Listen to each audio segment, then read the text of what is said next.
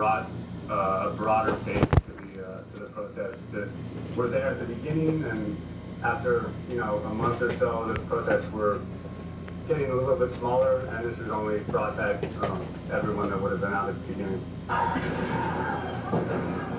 Federal agents were also sent to the neighboring state of Washington.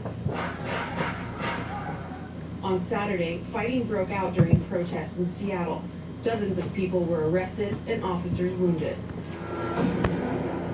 Despite the criticism and unrest, President Trump said he's ready to send hundreds more federal officers to cities across the country.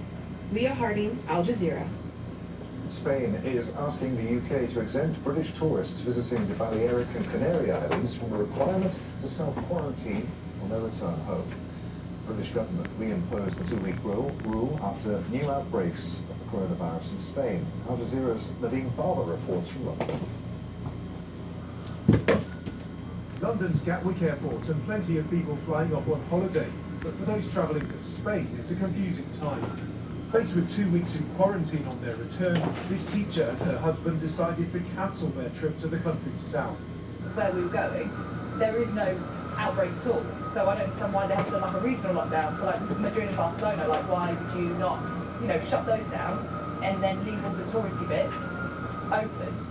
And that's a question being asked by some travellers heading to London from Madrid. I think it's really bad because it's just come all of a sudden.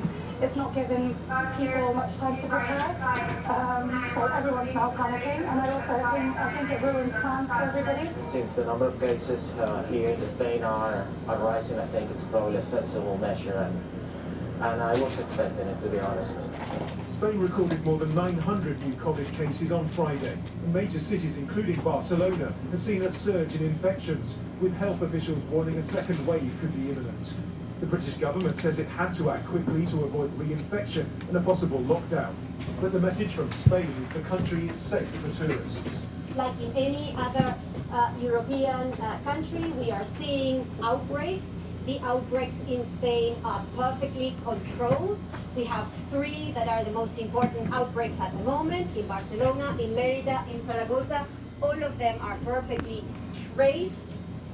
Europe's biggest travel company, TUI, has cancelled all holidays in mainland Spain for 2 weeks, but it's still flying people to Spain's Canary Islands and the Balearic Islands. It's questioned the need for people returning from those destinations to self-isolate.